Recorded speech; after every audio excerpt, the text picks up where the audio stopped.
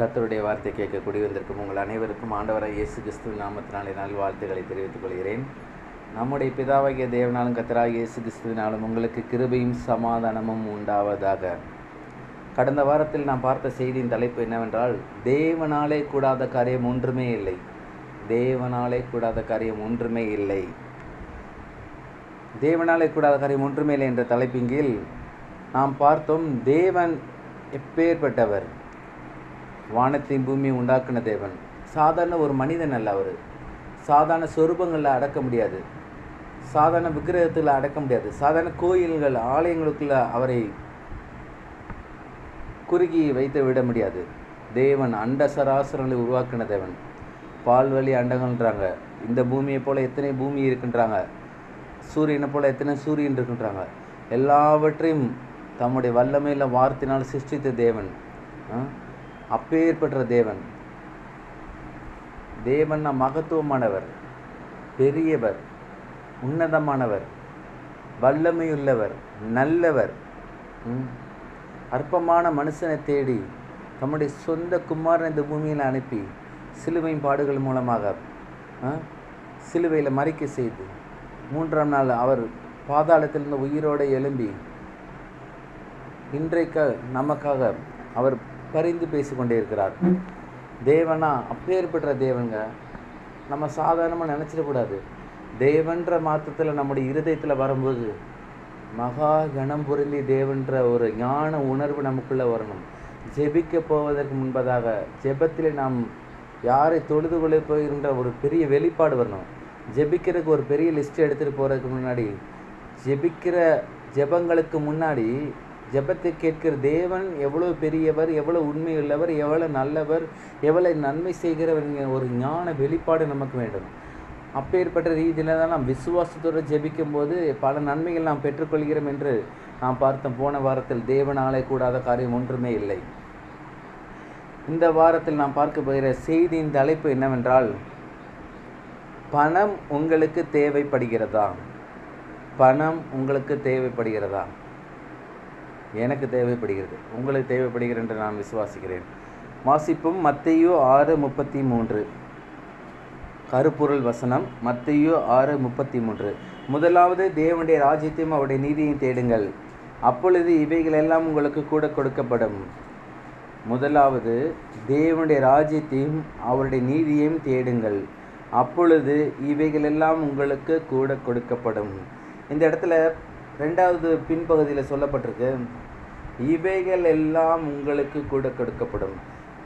முதலாவது தேவனுடைய ராஜ்யம் அப்படின்னு வரும்போது, தேவனுடைய ராஜ்யம் வரும்போதே அதுக்கு முன்பாக என்ன இருக்குன்னா, பிசாசின் ராஜ்யம்னு ஒன்று இருக்குது. நாம் அதை குறித்து இப்பொழுது பார்க்க போவதில்லை. ஆனால் வருகிற வாரங்களில் இதே வசனத்தை குறித்து மற்றொரு வாரம் வேறு விதமாக தேவனுடைய வார்த்தை உங்களுக்கு நான் போதிக்க தீர்மானிச்சிருக்கிறேன். இப்பொழுது இந்த ஒரு பகுதியிலிருந்து நான் வாசிப்போம் பாருங்க. அப்பொழுது இவைகளெல்லாம் உங்களுக்கு கூட கொடுக்கப்படும். எவைகளெல்லாம்? எவைகளெல்லாம்?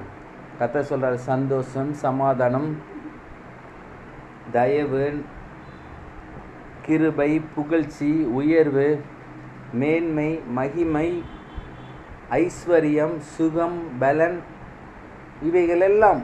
அதான் இவைகள் எல்லாம் போட்டிருப்பாருங்க. எவைகள் எல்லாம் வரும்போது இவைகள் எல்லாம் கர்த்தர் சொல்றாரு, தேவனுடைய ராஜ்யத்தை தேட தேட உன் வாழ்க்கையில் சமாதானம் குறைபட்டுக்குன்னா சமாதானம் நிறைவாய் வரும். தேவனுடைய ராஜ்யத்தை தேட தேட உன் வாழ்க்கையில் சரீரங்களில் பலவீனங்கள் இருந்தால் பலன் அதிகமாக உன்னை தேடி வரும். தேவனுடைய ராஜ்யத்தை தேட தேட உன் வாழ்க்கையில் இருக்க தரித்திரம் கடந்தோடும். தேவனுடைய ராஜ்யத்தை தேட தேட நம்முடைய வாழ்க்கையில் இருக்க கடன் பிரச்சனைகள் முற்றுமாய் மாறும். தேவனுடைய ராஜ்யத்தை தேட தேட நம்முடைய வாழ்க்கையில் காணப்படுகிற எல்லா குறைவுகளும் முற்றுமுடிய மாறும். அதான் இந்த இடத்துல சொல்லப்பட்டது.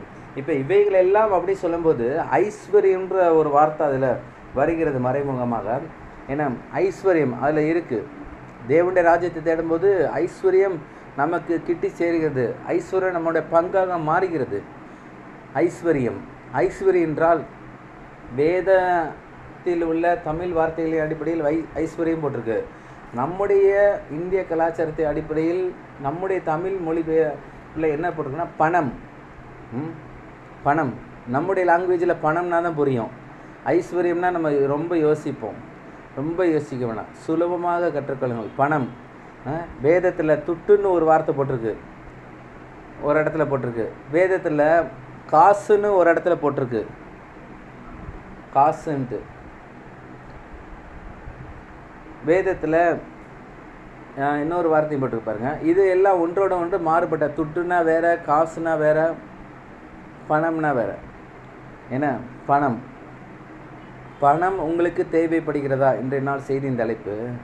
ஏன்னா பணம் உங்களுக்கு தேவைப்படுகிறா? முதல்ல பணம் உங்களுக்கு தேவைப்படுதுன்னா பணம்னா என்ன நம்ம புரிஞ்சுக்கணும் பாருங்கள். ஆதி காலத்தில் பணங்கள் கிடையாது. ஆதி காலத்தில் மனிதனுடைய கலாச்சாரங்கள் வளர்ந்து வருகிற காலகட்டங்களில் பணம் கிடையாது, பணம் கிடையாது. ஏன்னா பண்டமாற்ற பொருள் தான். ஒரு இடத்துல தக்காளி விளையுதா, அந்த தக்காளியை வந்து இன்னொருத்தவங்கள்ட்ட கொடுப்பாங்க. கத்திரிக்காய் விளையிற இடத்துல அவங்கள்ட்ட கொடுப்பாங்க. அவங்களுக்கு வேணுங்கிற கத்திரிக்காய் இவங்க வாங்கிக்கிடுவாங்க. கத்திரிக்காய் விளையிற இடத்துல அதிகமான நெல் விளையுதா, அப்படியே சுழற்சி முறையில் தான் வரும் பாருங்க. பண்டமாற்று பொருள் எங்களுடைய படிப்பின் காலகட்டங்களில் அதெல்லாம் சொல்லி கொடுத்துருக்காங்க. பண்டமாற்று தான். ஒரு பொருளை ஒருத்தவங்கள்ட்ட கொடுப்பாங்க, அவங்களுக்கு தேவையான பொருளை வாங்கிக்கிறவங்க. இன்னொருத்தவங்க அவங்களுக்கு தேவையான பொருளை கொடுப்பாங்க, அப்படியே வாங்கிக்கிறவங்க. சுழற்சி முறையில் ஒரு வட்ட வடிவில் தான் அப்படியே சுழண்டுக்கிட்டே இருக்கும் பொருட்கள்.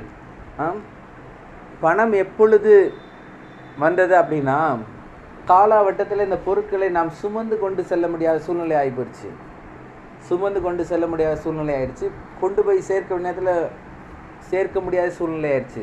இவை எல்லாவற்றுக்கும் ஒரு முற்றுப்புள்ளி வைக்க தான் பணத்தை உண்டாக்குனாங்க. இன்றைக்கி பணத்தை கொடுத்து பொருள் வாங்கிக்கலாம். அவங்க பணத்தை கொடுத்து அந்த பொருளை வாங்கி வச்சுப்பாங்க. இப்படி தான் ரொட்டேஷனாக வந்துச்சு பாருங்கள். ஏன்னா பணம் என்றால் என்ன நம்ம புரிஞ்சுக்கணும். முதலாவது பாயிண்ட், இன்றைக்கி 5 பாயிண்ட் சொல்ல போகிறேன். முதலாவது பாயிண்ட்டு, பணம் என்றால் என்ன? பணம்னா பண்டமாற்று முறைகளுக்கு மாற்றாக தான் மற்றும் எளிதில் எடுத்து செல்லக்கூடிய ஒரு பொருளாக தான் பணம் இருந்தது. பணம். இந்த வாரம் முழுவதும் என்ன தியானிக்கணும்? பணம். பணம். சரியா? பணம் என்றால் என்னென்னு நீங்கள் நல்லா புரிஞ்சுக்கணும். பண்டமாற்று முறைகளை எளிதில் எடுத்து செல்லக்கூடிய ஒரு பொருளாக தான் பணம் இருந்தது. எங்கே பார்த்தாலும் நம்ம நெல் மூடிகளை கொண்டு போய்கிட்டு இருக்க முடியாது. இப்போல்லாம் லாரிகள்லாம் வந்துடுச்சு, அதை ஏற்றி விட்டாங்கன்னா அங்கே பணத்தை வாங்கிக்கிறாங்க, அங்கேருந்து பணம் பேங்க் மூலமாக ட்ரான்ஸ்ஃபர் பண்ணிடுறாங்க. இப்படி எளிதான காரியங்களாகிடுச்சு பணத்தின் மூலமாக. ஆனால் அந்த காலகட்டத்தில் பண்டமாற்று முறை தான் இருந்துச்சு.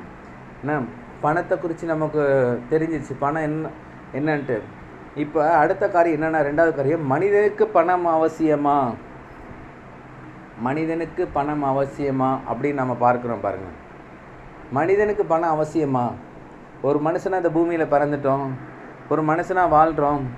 ஆனால் பணம் முக்கியமா அப்படின்னு பார்த்தீங்கன்னா, பணம் அவசியம் முக்கியம். ஒரு மனிதன் ஒரு குடும்பத்தை நடத்துவதற்கு தேவையான பொருட்களை வாங்குவதற்கு பணம் அவசியம். பணம் என்றால் என்ன பார்த்தோம். ஆனால் மனிதனுக்கு பணம் அவசியமா அப்படின்னு நம்ம பார்க்குறோம் பாருங்கள். பால் வாங்குறதுக்கு பணம் அவசியம் தேவைப்படுது, காய்கறி வாங்குறதுக்கு பணம் அவசியம் தேவைப்படுது, மாதம் மாதம் கேஸ் சிலிண்டர் எடுக்கிறதுக்கு பணம் அவசியம் தேவைப்படுவது, பெட்ரோல், காரு, பைக்கு போன்ற வாகனங்களுக்கு பெட்ரோல் போடுவதற்கு பணம் தேவைப்படுது. மனிதனுடைய எல்லா பக்கங்களிலும் எல்லா சூழ்நிலையிலும் மத்தியிலும் பணம் பயன்படுகிறது, பணம் தேவைப்படுகிறதா இருக்கிறது. அதான் ஆட்டோ பின்னாடி எழுதி போட்டிருந்தாங்க, ஒரு ஆட்டோ பின்னாடி, கருவறையில் முதல் கல்லறை வரை சில்லறை தேவைன்ட்டு. கருவறைன்னா தெரியும்ல? தெரியாதவங்க யார் இருக்கீங்களா? தெரியுமா? கருவறையில் முதல் கல்லறை வரை சில்லறை தேவை. ஒரு மனிதனுடைய பிறப்பின் ஆரம்பத்து முதல் அவனுடைய இறப்பின் கடைசி நிமிடம் வரை பணம் முக்கியம் என்று ஒரு ஆட்டோ பின்னாடி போட்டிருந்தாங்க. மனிதனுக்கு பணம் அவசியம்தான். எந்த பொருள் வாங்கினாலும் பணம் அவசியமாக தேவைப்படுகிறது. பணம் தான் முக்கியம். பணம் வேதத்தில் தெளிவாக சொல்லப்பட்டிருக்கு. இந்த பணம் வந்து எப்படி ஒரு மனிதன் கையில் கொடுக்கப்படுறனா, அவன் வேலை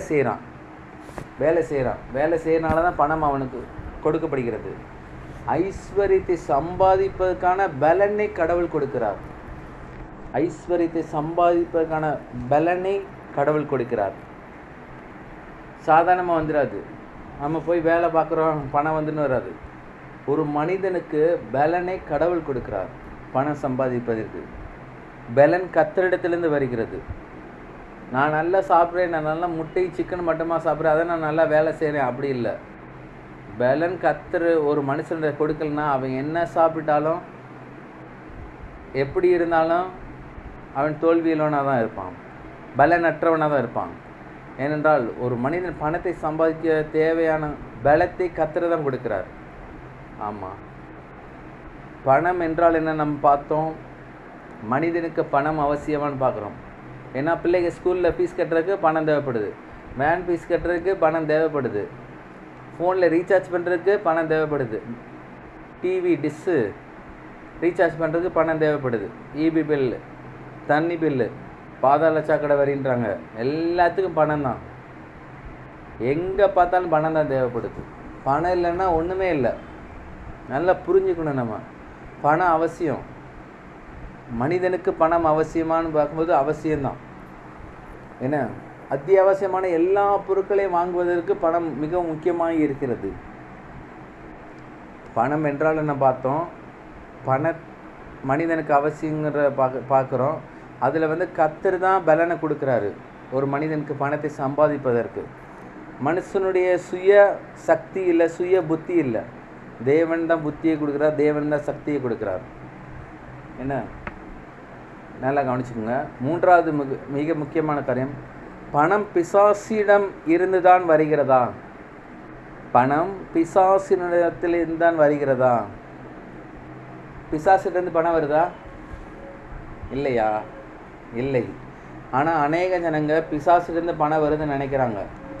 ஏனென்றால் அவர்கள் கேட்ட போதனை அப்படி, அவர்கள் கேட்ட சத்தியங்கள் அப்படி. ஆனால் கர்த்தர் திட்டமும் தெளிவுமாக வேத வசனத்தை சொல்லுகிறார். தேவனிடத்துலேருந்து தான் பணம் வருகிறது, தேவனிடத்துலேருந்து. ஆமாம், கர்த்தரிடத்துலேருந்து தான் பணம் வருகிறது. வாசிப்போம் ரோமர் 11:33.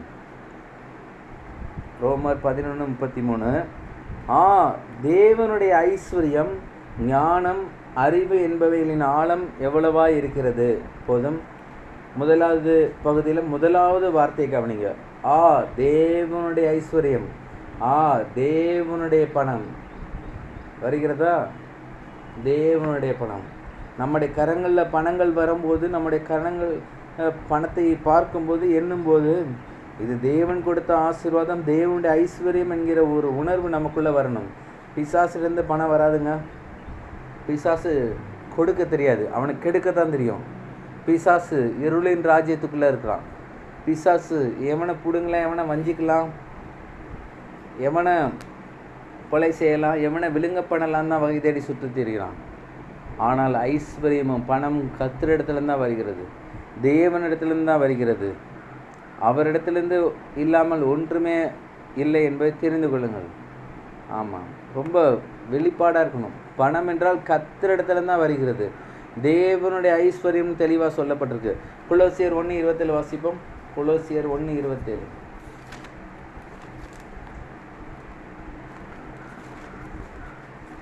கொலோசியர் 1:27. புறஜாதிகளுக்குள்ளே விளங்கிய இந்த இரகசியத்துள்ள மகிமையின் ஐஸ்வர்யம் என்னதென்று தேவன் தம்முடைய பரிசுத்தவான்களுக்கு தெரியப்படுத்த சித்தமானார். திரும்பி வாசிக்கிறேன். புறஜாதிகளுக்குள்ளே விளங்கிய இந்த இரகசியத்துள்ள மகிமையின் ஐஸ்வர்யம். மகிமையின் ஐஸ்வர்யம் இந்த இடத்துல சொல்லப்பட்டிருக்கு. பிசாசுடைய மகிமை இருக்குது, தேவன்கிட்ட தான் மகிமை இருக்குது. ஐஸ்வர்யன்ற வரும்போது நமக்குள்ள ஒரு பெரிய ஞான உணர்வு உண்டாகணும். பாருங்கள், கர்த்தரை குறித்த ஒரு பெரிய ஒரு வெளிப்பாடான சிந்தை உண்டாகணும், நல்ல எண்ணங்கள் உண்டாகணும். அப்படி உண்டாகிற மாத்திரத்தில் தான் நமக்கு பணம் கர்த்தரிடத்திலிருந்து வருகின்ற ஒரு திட்டமும் தீர்மானமாக நான் இருக்க முடியும். பாருங்கள், பணம் பிசாசு இடத்துலேருந்து வரவே வராது. பணத்தை பிசாசு கொடுக்க மாட்டான். பணம் பிசாசிலிருந்து வரல. ஏனென்றால் வேதம் இன்னொரு வசனத்தில் சொல்லப்பட்டிருக்கு, பூமியின் அது நிறைவும் கர்த்தருடையது, கர்த்தருடையவையெல்லாம் நம்முடையதுன்னு சொல்லப்பட்டிருக்கு. இந்த பூமியில் காணப்படுகிற அநேக ஆசீர்வாதங்கள் எல்லாம் கர்த்தரால் உண்டாக்கப்பட்டது, கர்த்தருடைய சித்தத்தின்படி தீர்மானத்தின்படி கர்த்தருடைய பிள்ளைகளுக்காக கொடுக்கப்பட்டது. பிசாசு இடத்துலேருந்து எதுவும் வராது. பாருங்க. ஆமாம், பிசாசு இடத்துலேருந்து எதுவும் வராது. 4வதாக ஒரு பாயிண்ட்டை கவனிங்க. தேவனுடைய பிள்ளைகளுக்கு பணம் தேவையா? தேவனுடைய பிள்ளைகளுக்கு பணம் தேவையா? யாருக்கெல்லாம் தேவை? பணம் தேவை. தேவனுடைய பிள்ளைகளுக்கு பணம் தேவையான்னு வரும்போது தேவைதான். ஏனென்றால் தேவனை பிரதிபலிக்க தேவனுடைய பிள்ளைகளுக்கு பணம் தேவை. வானத்தை பூமியை உண்டாக்கின தேவனுடைய தேவனுடைய பிள்ளைகளாய் நாம் இருக்கிறோம். சர்வலோகத்தையும் சிருஷ்டித்த அவருடைய பிள்ளைகள் நாம். ஓட்டாண்டியாக இருக்கக்கூடாது. குண்டாஞ்சட்டில் குதிரை ஓட்டுற வாழ்க்கையை வாழக்கூடாது. இருக்கிற இடத்துல இருப்பது தேவனுடைய சித்தம் அல்ல. ஒரு மனிதன் ஆண்டவராய் இயேசு கிறிஸ்துவை ஏற்றுக்கொண்டு ரட்சிக்கப்பட்டு அபிஷேகம் பண்ணப்பட்டு ஞானஸ்தானம் பண்ணப்பட்டு தேவனோட அந்நிய பாஷையில் உறவாடி இருக்கும்போது அவனுடைய வாழ்க்கை இருந்த பிரகாரமாக இருக்கக்கூடாது என்பது தேவனுடைய மாறாத திட்டமாக இருக்கிறது. ஏனென்றால் அவனுடைய வாழ்க்கை உயர வேண்டும். இருந்த இடத்துல இருக்கக்கூடாது. முதலாவது படிக்கட்டிலேருந்து அடுத்த படிக்கட்டு நகர வேண்டும். அவனுடைய வாழ்க்கை அடுத்த படிக்கட்டிலேருந்து அடுத்த படிக்கட்டு நகர வேண்டும். ஏனென்றால் ஒரு மனிதனுடைய உயர்வின் அடிப்படையில் தேவன் மகிமைப்படுகிறார் என்கிற ஒரு திட்டம் நமக்கு இருக்க வேண்டும். ஒரு மனிதன் எவ்வளோக்கு எவ்வளோ உயர்ந்து கொண்டு போகிறானோ, எவ்வளோக்கு எவ்வளோ ஆசீர்வதிக்கப்பட்டு கொண்டு போயிருக்கானோ தேவனுடைய பிள்ளைகள் யாவரும், அவ்வளோக்கு எவ்வளோ தேவன் மகிமைப்படுகிறார். உங்களுக்கு ஒரு நல்ல வீடை கொடுக்க கர்த்தர் தீர்மானித்திருக்கிறார். ஒரு நல்ல காரை கொடுக்க தீர்மானிக்கிறார். இவையெல்லாம் எப்படி வருகிறது? தேவனுடைய ஆசீர்வாதத்திலிருந்து வருகிறது. தேவனுடைய நன்மைகளிலிருந்து வருகிறது. வேதம் சொல்லுகிறது, நன்மையான இந்த ஈவும் பூர்ணமான எந்த வரும் பரத்திலே உண்டாய் ஜோதிகளின் பிதாவிடத்திலிருந்து இறங்கி வருகிறது. நன்மைகள் மாத்திரம் கர்த்தரிடத்திலிருந்து வருகிறது. தீமைகள் பிசாசிடத்தில் வருகிறது என்பதை திட்டம் தீர்மானமாய் தெரிந்து கொள்ளுங்கள். தேவனை ஏற்றுக்கொண்ட ஒரு பிள்ளைகள் ஒரு நல்ல வீட்டில் இருக்கணும். ஆமாம், ஏனென்றால் அம்பாசிடர் ஆஃப் கிரைஸ்ட், கிறிஸ்துவின் ஸ்தானாதிபதிகளாக நாம் இந்த பூமியில் இருக்கிறோம். கிறிஸ்துவை பிரதிபலிப்பவர்களாக இருக்கிறோம். இயேசுவை போல் நாம் ஆளுகிறவர்களாக இருக்கணும். இயேசு ஒரு நல்ல வீட்டில் குடிந்தாருங்க. இயேசு ஒரு நல்ல ட்ரெஸ் பண்ணியிருந்தார். இயேசு நல்ல ஆகாரங்களை சாப்பிட்டார். ஆமாம், அவரிடத்தில் ஐஸ்வர்யத்தை சுமக்க வேண்டும் என்பதற்காகவே தம்முடைய சீடர்களில் ஒரு சீடரை தீர்மானித்து வைத்திருந்தார். ஐஸ்வர்யத்தை சுமக்காக, பணப்பையை சுமப்பதற்காகவே. ஏன்னா நாம் எத்தனை பேர் இன்றைக்கி பணப்பையை சுமப்பதற்காக ஒரு மனிதனை வச்சுருக்குறோம்? அக்கௌண்ட்ஸ் பார்க்க மனுஷனை வச்சுருக்கோமா? பேங்க்குக்கு போயிட்டு வர்றதுக்கு ஒரு மனுஷனை வச்சுருக்கோமா? களஞ்சியங்களை நிரப்புவதற்கு ஒரு மனுஷனை வச்சுருப்போமா? எல்லாவற்றையும் கர்த்தர் சொல்கிறார். தேவனுடைய பிள்ளைகள் என்னால் ஐஸ்வர்யத்தில் அவர்கள் மிதக்க வேண்டும், மிதமிஞ்சி மிதக்க வேண்டும். பரிபூர்ணமாய் அவருடைய வாழ்க்கையில் ஐஸ்வர்யம் நிரம்பி வலிய வேண்டும். கர்த்தர் எப்பவுமே வச்சுக்க தொட்டுக்குன்னு கொடுக்குற தேவன் அல்ல. நல்லா புரிஞ்சுக்கணும். வச்சுக்க தொட்டுக்குன்னு கொடுக்குற தேவன் அல்ல. எப்போதுமே அவர் நிறைவாய் கொடுக்கிறார், பரிபூர்ணமாய் கொடுக்கிறார். குறைவுள்ள ஒரு வாழ்க்கை அல்ல, நிறைவுள்ள ஒரு வாழ்க்கையை அவர் கொடுக்கிறார். சிங்க குட்டிகள் தாழ்ச்சி அடைந்த பட்டினியாக இருக்கும். கர்த்தரை தேடிகளுக்கு ஒரு நன்மை குறைபடாது. கர்த்தருடைய பிள்ளைகளாக நாம் இருப்போமென்றால் நம்முடைய வாழ்க்கையில் ஒரு நன்மை குறைபடாது. தேவனுடைய பிள்ளைகளுக்கு எதுக்கு பணம் தேவைப்படும் என்றால், தேவனுடைய ஊழியத்துக்கென்று கொடுப்பதற்கு பணம் தேவைப்படுகிறது. தேவனுடைய ஊழியங்கள் வளர வேண்டும். தேவனுடைய திட்டங்கள் இந்த பூமி எங்கும் கொண்டு செல்ல வேண்டும். தேவனுடைய தீர்மானங்கள் நிறைவேற்றப்பட வேண்டும். சுவிசேஷத்தை இந்த அகில லோகத்திலே நாம் தெரிவிக்க வேண்டும் என்றால் நமக்கு பணம் மிகவும் அவசியமாய் தேவைப்படுகிறது. பணம் இல்லாமல் ஒன்றும் செய்ய முடியாது. தேவனுடைய பிள்ளைகள் ரொம்ப அறிவுள்ளவர்களாக இருக்க வேண்டும். நம்ம இடத்துல பல லட்சங்கள் பல கோடிகள் வருகிறதா, இதில் நாம் எப்படி கர்த்தரை மகிமைப்படுத்தலாம், கர்த்தருக்கிட்ட நாம் எந்த காரியத்தை செயல்படுத்தலாம் தீர்மானிக்க வேண்டும். நம்ம இடத்துல கொடுக்கப்பட்ட ஒவ்வொரு பணமும் அது கர்த்தரால் கொடுக்கப்பட்டது. கர்த்தரின் ஆசீர்வாதமே ஐஸ்வர்யத்தை தரும். அதனுடைய அவர் வேறுவே கூட்டார் பாருங்க. ஆமாம், தேவனுடைய பிள்ளைகளிடத்தில் பணம் இருப்பது வேறு, புறஜாதிகள் இடத்துல பணம் இருப்பது வேறு. தேவனுடைய பிள்ளைகளிடத்தில் பல லட்சங்கள் இருப்பது வேறு, புறஜாதிகள் இடத்துல பல லட்சங்கள் இருப்பது வேறு. தேவனுடைய பிள்ளைகளிடத்தில் பல லட்சங்கள் பல கோடிகள் இருக்குமானால் அது கர்த்தருக்காக கர்த்தருடைய திட்டத்துக்காக பயன்படுத்துகிறார்கள். புறஜாதிகளிடத்தில் இருக்குமானால் அது பிசாசின் காரியங்களுக்கும் பிசாசின் கிரியைகளுக்கும் பயன்படுத்தி அந்த பணத்தை ஒன்றுமில்லாமல் அவர்கள் அழித்து விடுகிறார்கள். எனவே தேவனுடைய ஆசீர்வாதங்கள் எல்லாம் தேவனுடைய பிள்ளைகளுக்கு தீர்மானமாக கிடைக்க வேண்டும் என்பது தேவன் விரும்புகிறார். நல்லா புரிஞ்சுக்கணும். இந்த வாரத்தில் தேவனுடைய ஐஸ்வர்யம் எல்லாம் என்னுடையது. பாவிகள்கிட்ட ஒன்றும் இருக்கக்கூடாது. வேத வசனம் சொல்லுகிறது, பாவிகளை ஆஸ்தி நீதிமானுக்காக சேர்த்து வைக்கப்படுகிற பொக்கிஷம். நான் தான் அந்த நீதிமான். எப்படி நீதிமான்? இயேசுவின் ரத்தத்தால் கழுவப்பட்டிருக்கேன். இயேசுவை ஆண்டவராக சொந்த ரட்சகராக ஏற்றுக்கொண்டிருக்கேன், மூலிகை ஞானஸ்தானம் பண்ணப்பட்டிருக்கேன், அபிஷேகம் பண்ணப்பட்டிருக்கேன், நான் தான் நீதிமான். உலகத்தில் பிசாசின் கரத்தில், பிசாசின் மனிதத்தில் இருக்க அனைத்து பணங்களும் நம்முடைய பணங்கள். ஆமாம், அவன் வச்சுக்க எல்லா ஆஸ்தி ஐஸ்வர்யம் எல்லாம் நம்முடையது. இன்னைக்கு கத்தர் அவன்கிட்ட கொடுத்து வச்சுக்கிறாரு. கத்தர் ஒரு நாள் பிடிங்க அதை அவருடைய பிள்ளைகளுக்கு கொடுக்க அவர் நல்லவர் வல்லவரமாக இருக்கிறார். தேவனுடைய பிள்ளைகள் இருந்த இடத்துல இருக்கக்கூடாது. இயேசுவை ஏற்றுக்கொண்ட 30 வருடமாக வாடகை வீட்டில் குடியிருப்பது தேவனுடைய சித்தம் அல்ல. 30 வருடங்களுக்கு முன்பதாக வாடகை வீட்டில் இருந்திருக்கலாம் இயேசுவை ஏற்றுக்கொள்ளும் போது. ஏனென்றால் வேத வசனம் தெளிவாக சொல்லுகிறது, ஈசாக்கு வர வர விரித்திருந்த மகா பெரியவனா நான். 30 வருடமாக இருக்கிற வீட்டிலே இருந்துக்கிட்டு, இருந்த இடத்துல இருந்துக்கிட்டு ஆராதிக்கிறோம், தொழுது கொள்கிறோம், சபைக்கு போகிறோம், ஞானஸ்தானம் எடுத்துக்கோன்றோம். கத்தர் அதெல்லாம் பார்க்கல. நீ வர வர விரித்து அடைந்தியா, என்ன நீ கனப்படுத்துகிற, என்ன நீ மகிமைப்படுத்துகிற, கத்தர் பார்க்குறார். இருந்த இடத்துல இருப்பது தேவனுடைய அனாதி தீர்மானமே இல்லைங்க. அது தேவனுக்கு அவமானம் என்று வேதவசனம் சொல்லுகிறது. கத்தர் நல்ல வீடுகளை தேவனுடைய பிள்ளைகளுக்கு கொடுக்க அவர் ஆசைப்படுகிறார். நல்ல காரில் போகும்படியான ஆசைப்படுகிறார். எல்லாவற்றையும் காட்டில் என்னென்னா, தேவனுடைய பிள்ளைகள், தேவனுடைய ஊழியக்காரர்கள் சொந்த சபை நடத்த வேண்டும், சொந்த வீட்டில் குடியிருக்க வேண்டும் என்று தேவன் விரும்புகிறார். சொந்த சபை. இன்றைக்கி அநேக ஊழியர்கள் வாடகை சபையில் நடத்துகிறார்கள். அவர்களால் நான் ஜெபிக்கிறோம். அநேக ஊழியர்கள் சொந்த வீடு இல்லாமல் இருக்கிறார்கள். அவர்களுக்காக நாம் ஜெபிக்கிறோம்.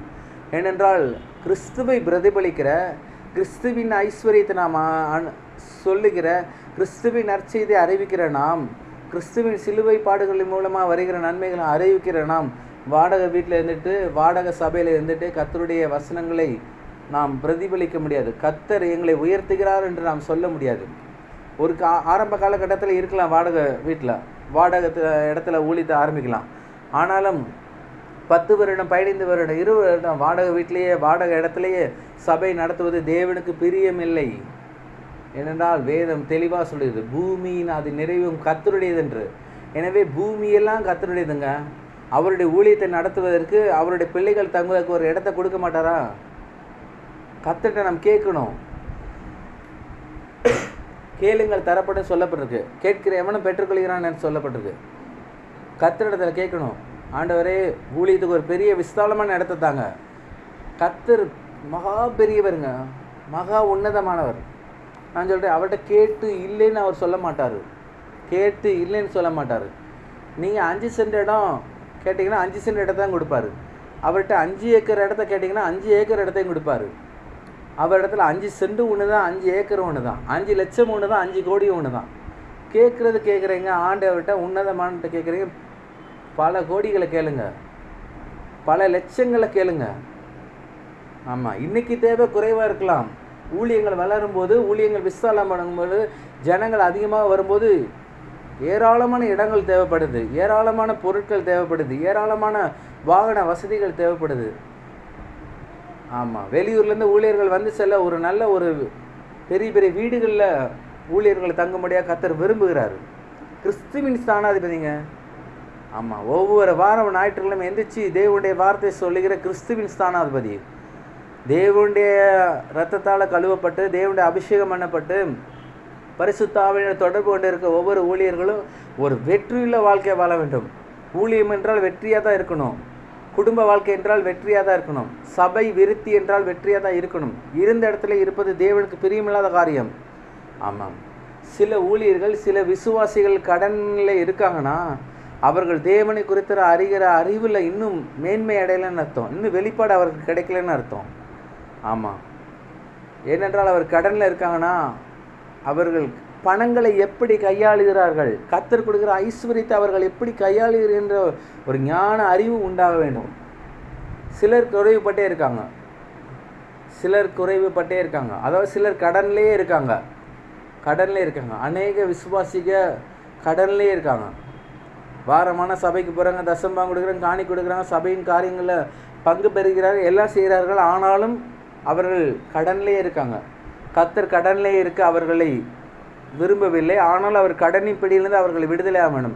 ஏனென்றால் தெளிவாக சொல்லப்பட்டிருக்கு, கடன் வாங்கினவன் கடன் கொடுத்தவனுக்கு அடிமையா. எந்த ஒரு பிள்ளையும், தேவனுடைய பிள்ளைகள் அடிமைகளாக இருக்கக்கூடாது என்று தேவன் விரும்புகிறார். ஆமாம், ஏன்னா ஒன்றுமே இல்லாத ஆபிரகாம் சீமானாக இருந்தான் என்று வேத வசனம் சொல்லுகிறது. வாசிப்போம். ஆதியாகமம் 24:35.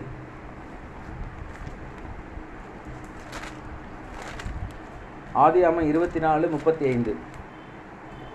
கர்த்தர் என் எஜமானை மிகவும் ஆசீர்வதித்திருக்கிறார், அவர் சீமானாய் இருக்கிறார்.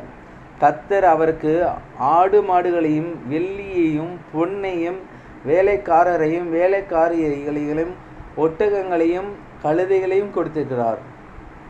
பாருங்க, ஒன்றுமே இல்லாத மனுஷன், ஒன்றுமே இல்லை. அடுத்த வேளை சாப்பாடு எப்படி சாப்பிடுமோன்றது தெரியாத ஒரு மனுஷனை தான் கர்த்தர் அழைத்து தெரிந்து கொண்டு ஆசீர்வதித்து ஒரு மிகப்பெரிய செல்வ சீமானா மாற்றிருக்கிறார்.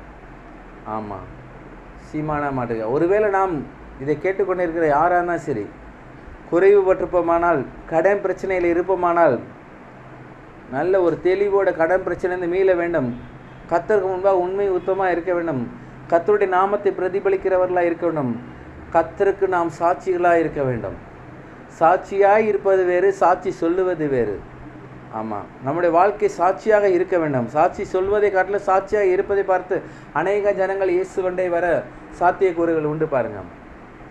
ஏனென்றால் அப்படி இருக்கும்போது இயேசுவை ஏற்றுக்கொண்ட ஒவ்வொரு பிள்ளைகளும் அவர்களுடைய வாழ்க்கையில் ஒன்றும் குறைபடாது என்று வேதவசனம் சொல்கிறது.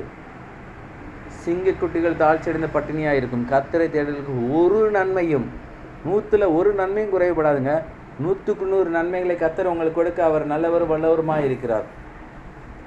100க்கு 100 நன்மைகளை கொடுக்க.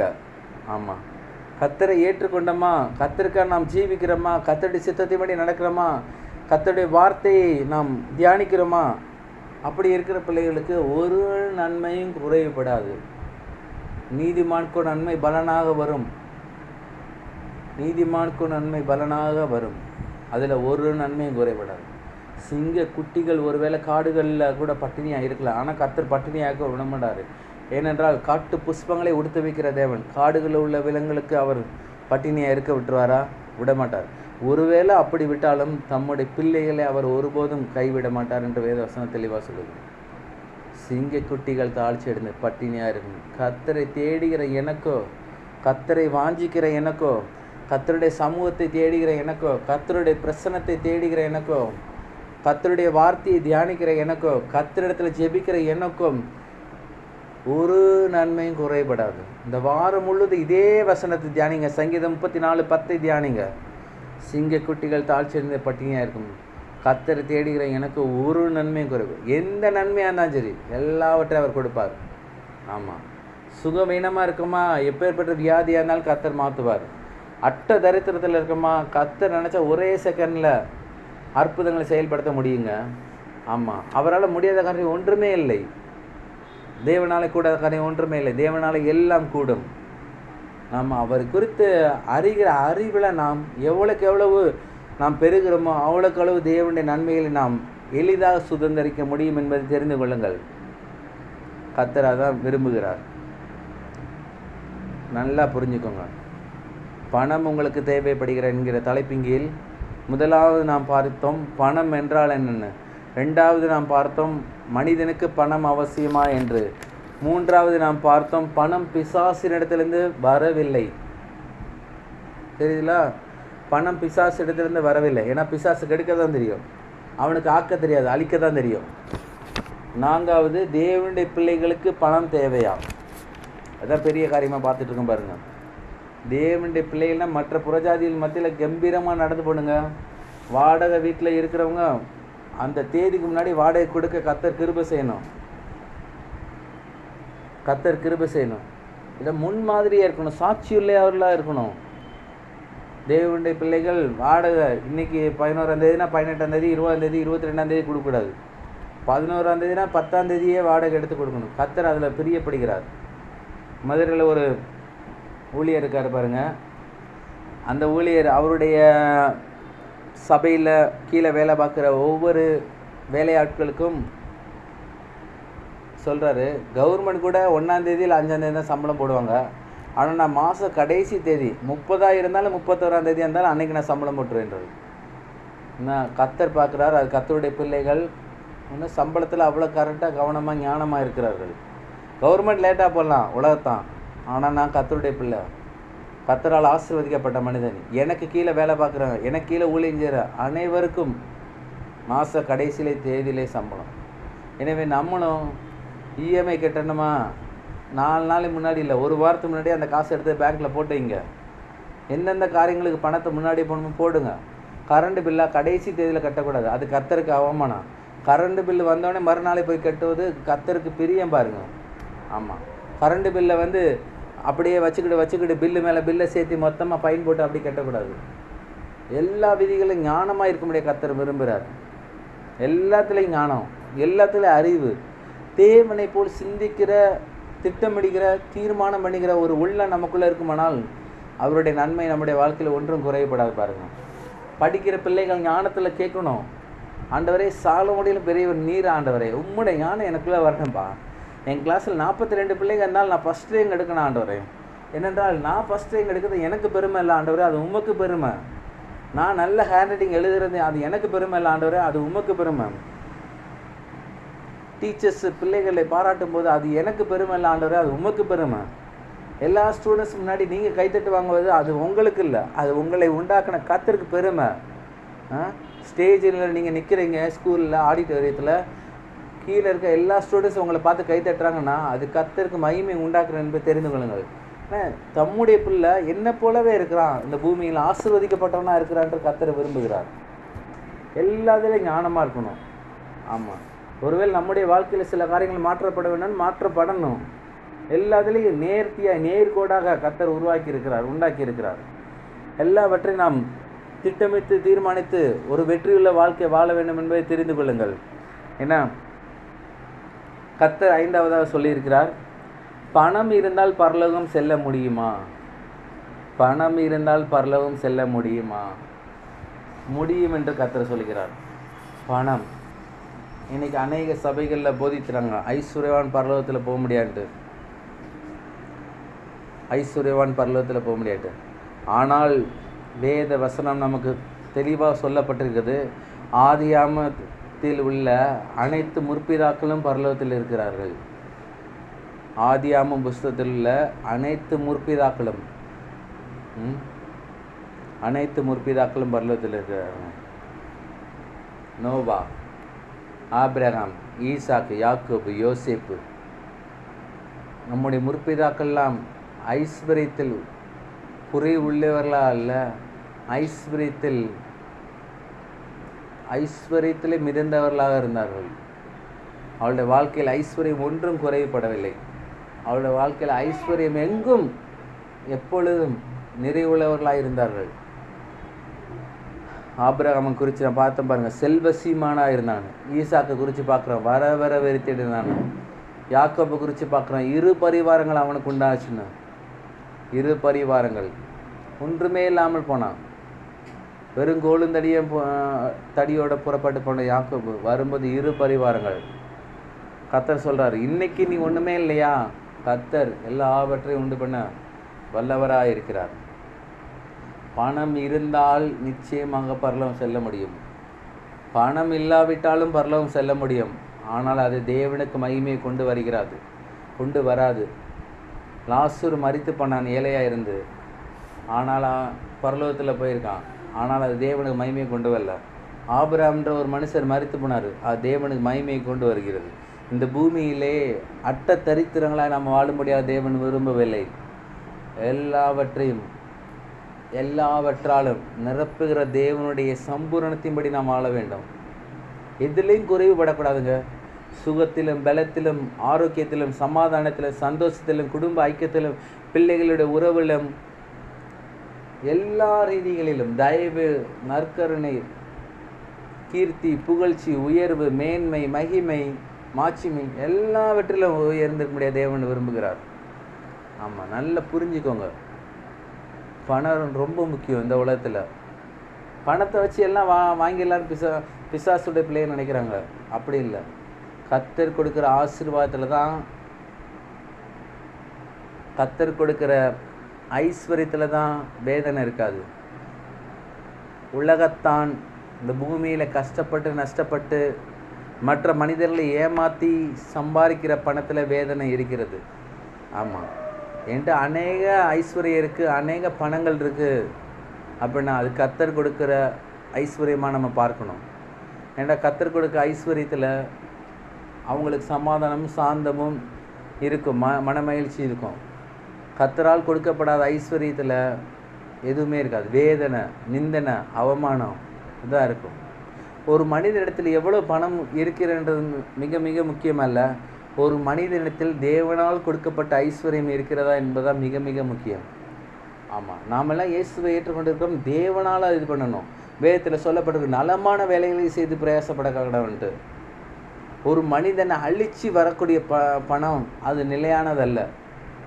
ஒரு மனிதனுடைய சரீரத்தை கெடுத்து வரக்கூடிய ஒரு பணம் நிலையானதல்ல. ஆமாம், உதாரணத்தை சொல்லப்போனால் பீடி சிகரெட்லாம் விற்கிறாங்க, கஞ்சாலாம் விற்கிறாங்க, இதன் மூலமாக லாபம் பெறுறாங்க.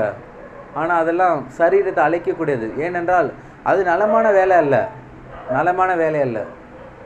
நலமான வேலை என்பது ஒரு மனிதனுடைய ஆரோக்கியத்துக்கு உகந்த, ஒரு மனிதனுடைய குடும்பத்துக்கு ஆசீர்வாதத்துக்கு உகந்த காரியங்கள் தான் நலமான வேலைகள். ஆமாம், எப்போதுமே நாம் செய்கிற வேலைகள் நலமானதாக இருக்க வேண்டும் என்று தேவன் விரும்புகிறார். நலமில்லாத காரியங்களை செய்து கொண்டு போனால் அந்த வேலையை விட்டு வெளியே வந்துடணும். நலமான வேலைகளை செய்ய நாம் கற்றுக்கொள்ள வேண்டும். கர்த்தருக்கு பிரியம் அதில் தான். கர்த்தருடைய பிரியம் இல்லாமல் ஆயிரக்கணக்கான லட்சங்கள் சம்பாரித்து ஒன்றும் பிரயோஜனம் இல்லை என்றேன். ஆனால் கர்த்தருக்கு பிரியமான வேலை செய்து பல ஆயிரங்கள் இருந்தாலும் அது நன்மைகளை கொண்டு வரும், அது தேவனுடைய ஆசீர்வாதத்தை கொண்டு வரும், அது தேவனுடைய பிரியத்தை கொண்டு வரும். எனவே இதை கேட்டுக்கொண்டிருக்கிற நீங்களும் நானும் யாராக இருந்தாலும் நம் கைகளினால் செயல்படுகிற வேலை நலமான வேலையாக இருக்க வேண்டும் என்பதை தேவன் திட்டம் தீர்மானமாக விரும்புகிறார். ஆமாம், தெளிவாக இருக்கணும். இதில் தேவனுக்கு பிரியமில்லையே இந்த வேலையில் அப்படின்னு நம்ம தீர்மானம் பண்ணணும். இல்லைங்க, இது எங்கள் அப்பா செஞ்சது, இது எங்கள் தாத்தா செஞ்ச தொழில், இதை இப்போ நான் செய்கிறேன். இல்லைங்க, அதில் கர்த்தருக்கு பிரியமானு பார்க்கணும். பரம்பரை தொழிலோட பரம்பரை உண்டாக்குனவருடைய மகிமையும் அவருடைய பிரியமும் நம்ம மேலே இருக்க வேண்டும். பரம்பரை தொழில் என்றைக்கு நம்ம கடைசி வரையும் நமக்கு கஞ்சி ஊற்றாது. ஏன்னா பரம்பொருளாகி ஆண்டவராக இயேசு கிறிஸ்து தான் நம்ம கஞ்சி ஊற்றுறார் கடைசி வரையும். எப்போதுமே தீர்மானம் பண்ணுங்க, நலமான வேலைகளை செய்யணும், மனிதனுக்கு ஆசீர்வாதம் உள்ள வேலைகளை செய்யணும். மனிதனுடைய சரீரத்தை கெடுக்கிறாள், மனிதனுடைய குடும்பத்தை கெடுக்கிறாள், அல்லது மனிதனுடைய மற்ற காரியங்களை கெடுக்கிற எந்த வேலைகளையும் நாம் செயல்படுத்தக்கூடாது. கர்த்தர் அதில் விரும்புகிறது இல்லை.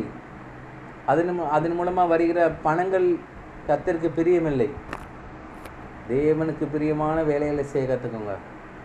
ஆமாம், கர்த்தர் அதை விரும்புகிறார். 5 காரியங்கள் நாம் பார்த்தோம். பணம் உங்களுக்கு தேவைப்படுகிறதா என்கிற தலைப்பின் கீழ் 5 காரியம் பார்த்தோம். பணம் என்றால் என்ன? மனிதனுக்கு பணம் அவசியமா? பணம் பிசாசிடம் இருந்து தான் வருகிறதா? தேவனுடைய பிள்ளைகளுக்கு பணம் தேவையா? பணம் இருந்தால் பரலோகம் செல்ல முடியுமா? இப்படி 5 காரியங்களை பார்த்தோம். இந்த வாரம் முழுவது தியானிங்க. ஒருவேளை நமக்கு பணம் குறைபட்டிருக்கலாம். நம்முடைய வாழ்க்கையில் பணம் பெருக வேண்டுமானால் இந்த 5 காரியங்களை தியானிக்க வேண்டும். அதுலேயும் நாங்கள் பயின்ற ரொம்ப தியானிக்கணும். தேவனை பிரதிபலிப்பதற்கு, தேவனுடைய சுபாவத்தின் நன்மைகளை வெளிப்படுத்துவதற்கு தேவனுடைய பிள்ளைகள் அளவில்லாத ரீதியில் ஐஸ்வர்யத்தில் அவர்கள் வளர வேண்டும் என்பது தேவன் தீர்மானமாக இருக்கிறார். இருக்கிற இடத்துல இருக்கக்கூடாது. ஆமாம், ஆரம்பம் அற்பமாக இருக்கணும், ஆனால் முடிவு சம்பூர்ணமாக இருக்கும். ஆரம்பம் கொஞ்சமாக இருக்கலாம், ஆனால் முடிவு மிகுதியாக இருக்கும். எப்போதுமே கர்த்தருடைய சித்தத்தின்படி, கர்த்தருடைய தீர்மானத்தின்படி நாம் ஜெபித்து விசுவாசித்து தேவனுடைய நன்மைகளை பெற்றுக்கொண்டு தேவனைப் போல் இந்த பூமியில் வெற்றியுள்ளவர்களாக வாழ வேண்டும். கடந்த வாரத்தில் நாம் பார்த்தோம், தேவனாலே கூட காரியம் ஒன்றுமே என்று. இந்த வாரம் நாம் பார்க்கணும், பணம் தேவனை பிரதிபலிக்கணும். நாம் போகிற ட்ரெஸ்ஸுலேருந்து, நாம் சாப்பிட்ற சாப்பாடுலேருந்து, நாம் போகிற வாகனங்கள்லேருந்து, நம்முடைய உடைநடை பாவனங்கள்லேருந்து இந்த உலகத்தான் எல்லாம் பார்த்துக்கிட்டு இருக்காங்க.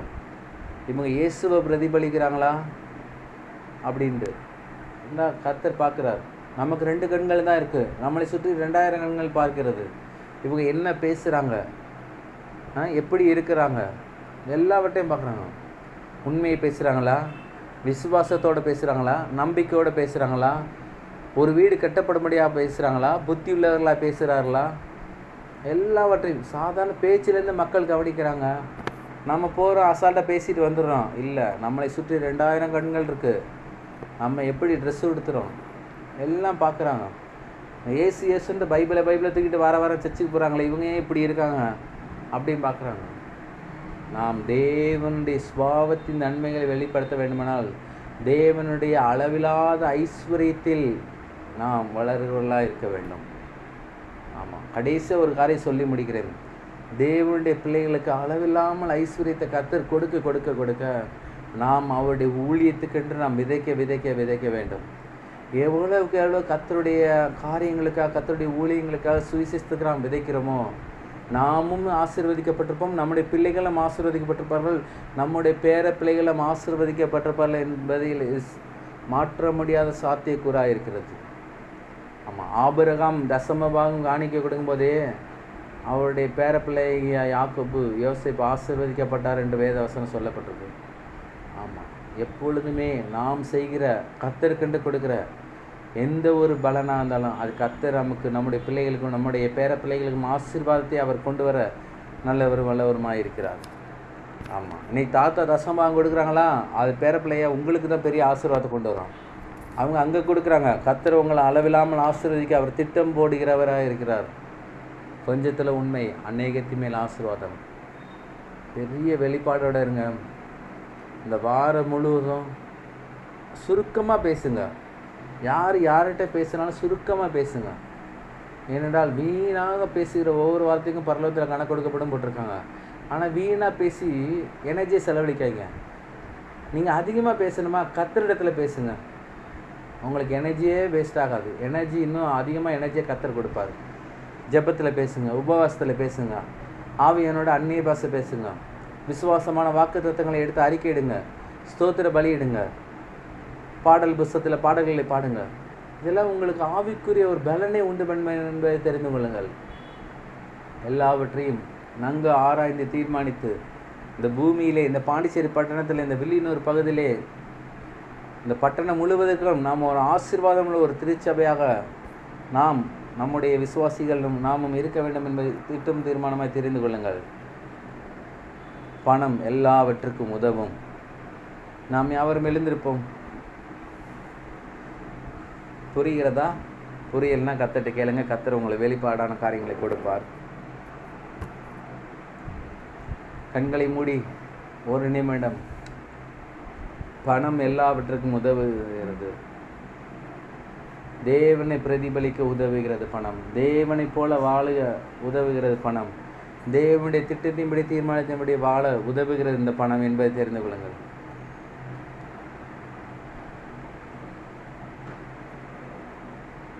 கர்த்தருக்கு கொடுப்போம்.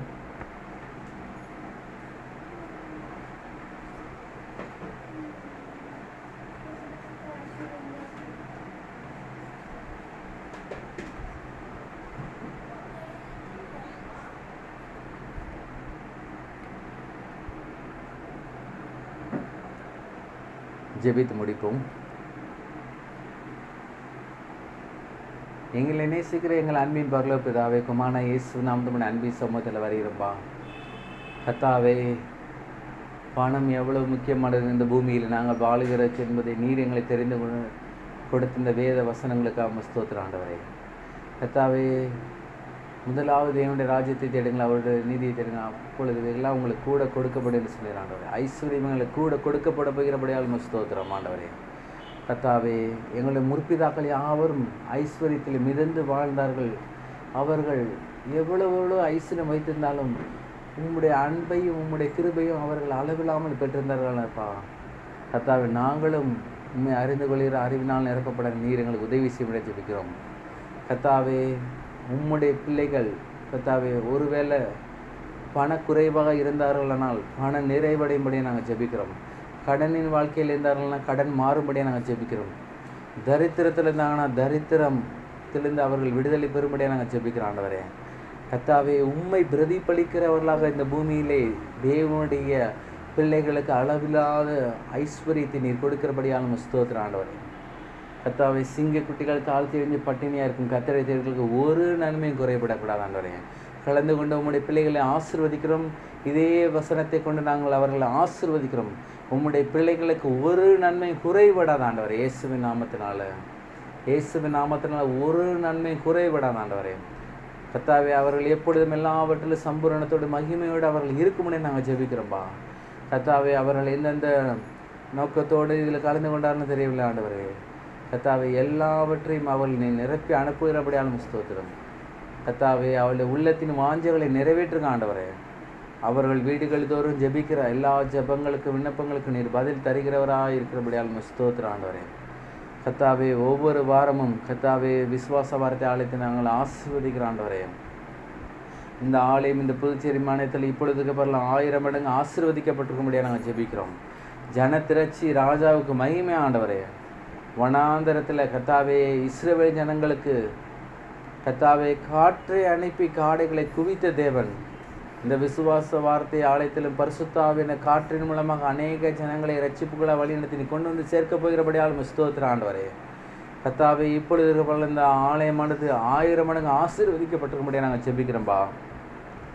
ஆலயத்தினுடைய தேவைகளை யாவற்றையும் கர்த்தாவே நீர் உம்முடைய மகிமையின் ஐஸ்வர்யத்தை சந்திக்கிறபடியால் ஸ்தோத்திரம் ஆண்டவரே. குறைவுகளை இயேசு நாமத்தை நாங்கள் நிராகரிக்கிறோம். நன்மைகளையும் நாங்கள் பெற்றுக்கொள்கிறோம் ஆண்டவரே. ஆசீர்வாதங்களை ஐஸ்வர்யங்களை நாங்கள் பெற்றுக்கொள்கிறோம். கர்த்தாவே, விசுவாச வார்த்தை ஆலயத்தோட களஞ்சியங்கள் பரிபூர்ணமாக நிரம்பி வழியும்படியாக நாங்கள் ஜெபிக்கிறோம் ஆண்டவரே. கர்த்தாவே, ஸ்தோத்திரம் ஸ்தோத்திரம் ஆண்டவரே. உம்முடைய பிள்ளைகள் கடந்து போகிறார்கள், அவர்களை ஆசீர்வதிங்கள். இந்த வாரம் முழுவதும் கண்ணின் மணி போல பாதுகாத்துக் கொள்ளுங்க. பிசாசுடைய கரத்துக்கு அவர்களை விலக்கி மீட்டு நன்மையினாலும் கிருபையினாலும் உம்முடைய பரிபூர்ணமான ஆசீர்வாதத்தினால் அவர்களை ஆசீர்வதிக்க முடியாது ஜெபிக்கிறோம். இயேசு கிறிஸ்து நாம் ஜெபிக்கிறோம் ஜீவனுள்ள நல்ல பிதாவே, ஆமேன். என் ஆத்மாவை கர்த்தரை ஸ்தோத்திரி, என் முழுவதுமே அவருடைய பரிசுத்த நாம ஸ்தோத்திரி.